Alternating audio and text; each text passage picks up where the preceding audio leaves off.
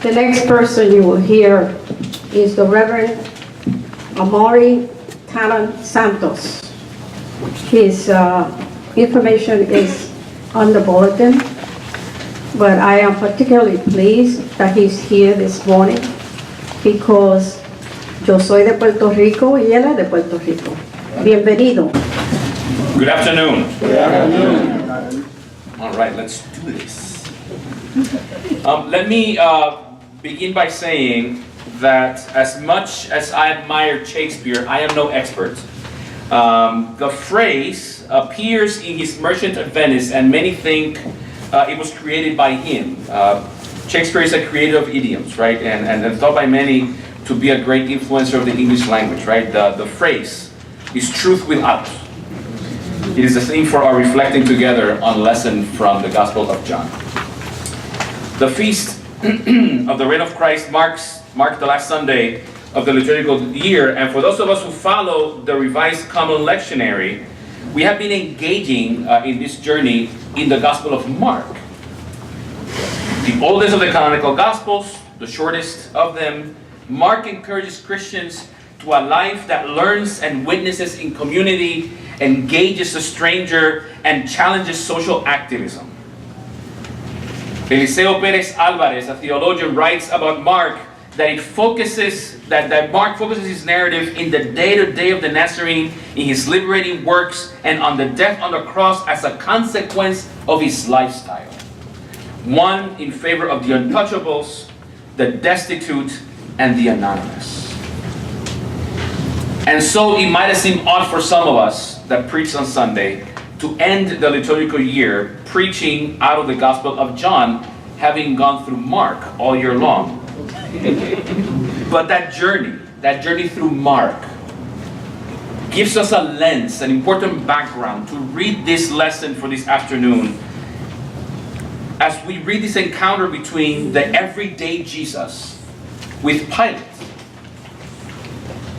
The lesson is found on the Gospel of John, chapter 18, verses 33 to 37. Then Pilate entered the headquarters again, summoned Jesus and asked him, "Are you the king of the Jews?" Jesus answered, "Do you ask this on your own, or did others tell you about me?" Pilate replied, "I am not a Jew, am I? Your own nation and the chief priests have handed you over to me. What have you done?" Jesus answered, "My kingdom is not from this world. If my kingdom were from this world, my followers would be fighting to keep me from being handed over to the Jews. But as it is, my kingdom is not from here." Pilate asked him, "So, you are a king?" Jesus answered, "You say that I am king. For this I was born, and for this I came into the world, to testify to the truth. Everyone who belongs to the truth listens to my voice." This is the word of the Lord.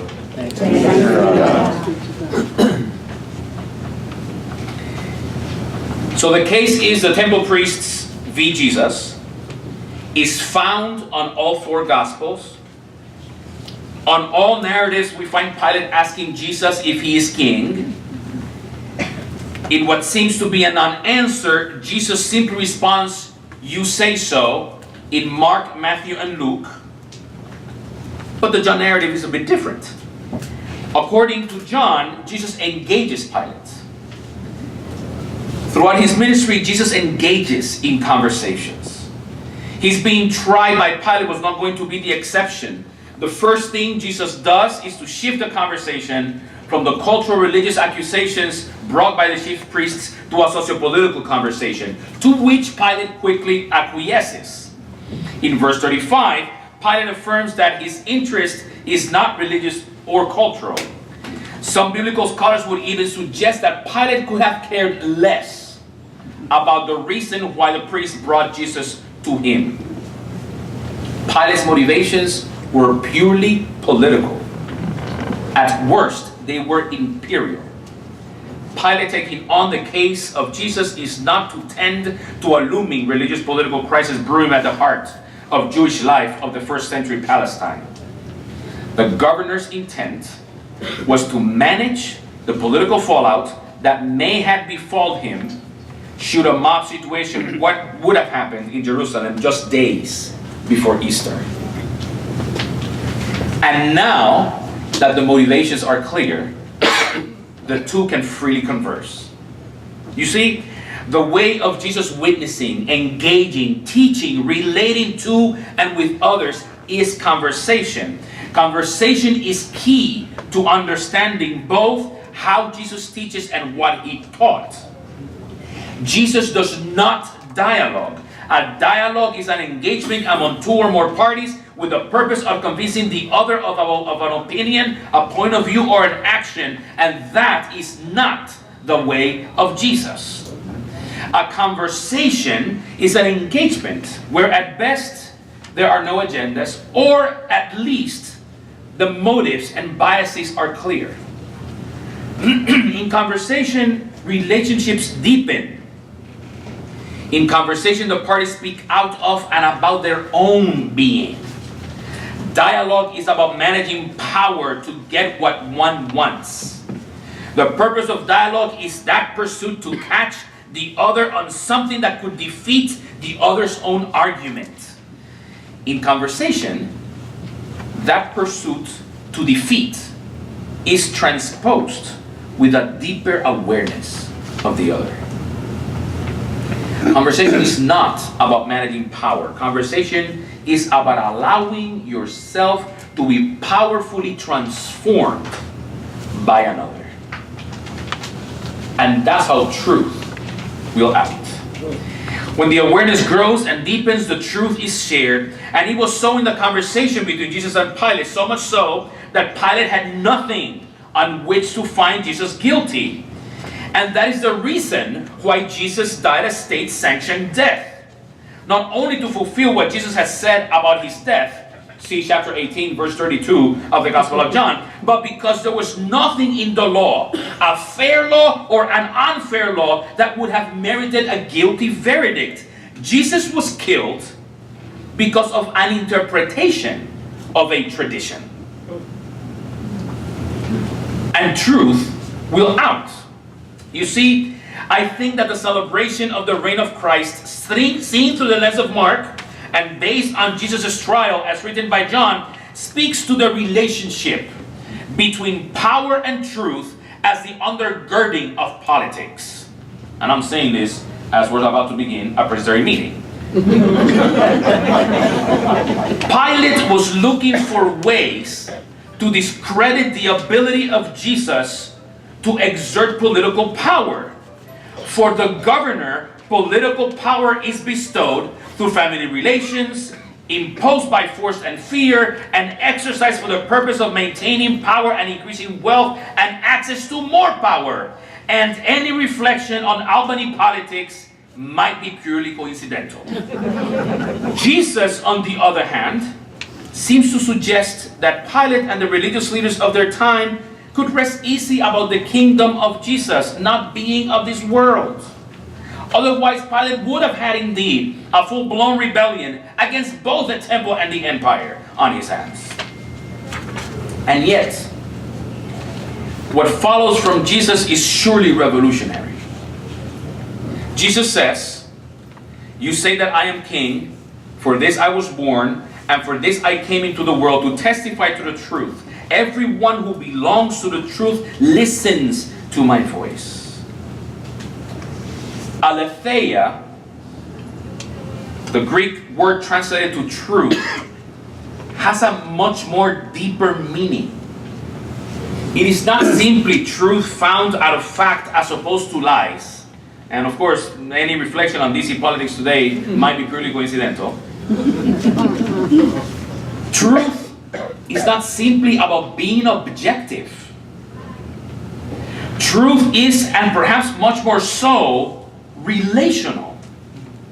Truth is about sincerity, integrity, candor, living out in harmony, The kingdom of Jesus is not of this world, where power is amassed, manipulated, managed, and even imposed. The kingdom of Jesus is about being in transforming relationships that out of sincerity, integrity, candor, and harmony can and will transform human lives and beings of creation one at a time, and bear truth out. Amen. Although today's lesson ends in verse 37,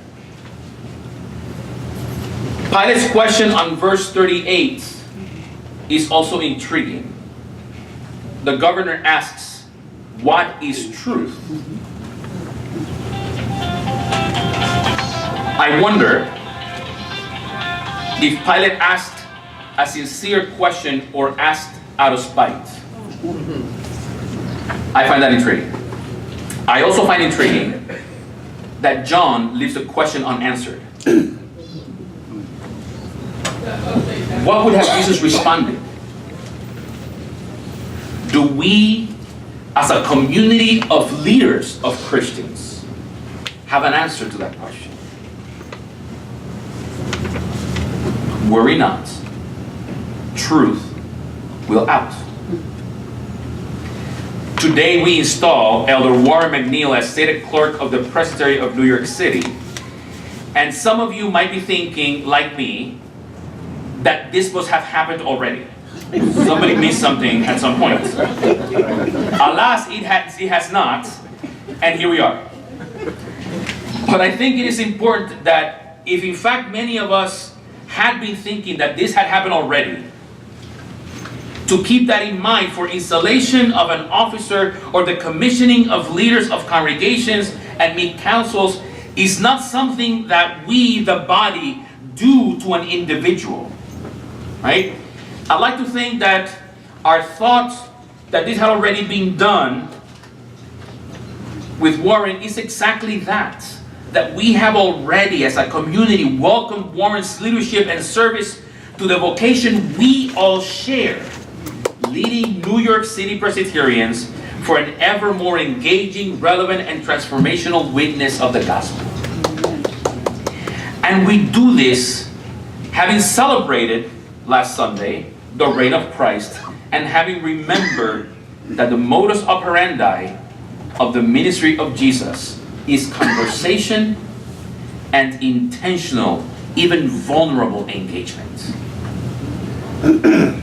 I pray that as we listen to Warren responding to the constitutional questions during the installation, each of us in this room, most if not all of us, being part of the ordered ministries of the church, may remember and be convicted again by the promises we are all doing to do and with Warren for our joint service and ministry to this city that so much needs witnesses of this Jesus we believe in and proclaim. Amen. In a time where fact is fabricated and journalism, that essential profession to the encouragement of a lively and informed democracy, seems not to be able to keep up with said fabrication. In a time where opinion is rampant and the furthering of the socio-political divide is evident in the so-called Western world, we are found by a lesson and in a liturgical celebration that speaks of the ruler of the universe. The ruler of the universe is one that rules not in the ways of this world, where power, access, and wealth are amassed, increased, and protected through warmongering, propaganda, and nationalism. But Christ rules by being the witness and the testimony of the truth. Truth will out. But interesting word, testimony. A better word from the Greek would have been witnessing. That's why I used both a minute ago. But the noun of that Greek verb is often not translated to English in Christian religious circles. It's often transliterated. Martyr. As followers of Christ, compelled by Jesus to pursue justice, how are we learning from Jesus regarding his witnessing of the truth? May our pursuit of justice, peace, and truth allow us to be transformed day in and day out into the way of Jesus, that through our daily witnessing to the ruler of the universe, many in humanity and throughout creation may see in us the way, the truth, and the life. Amen. Amen. Amen.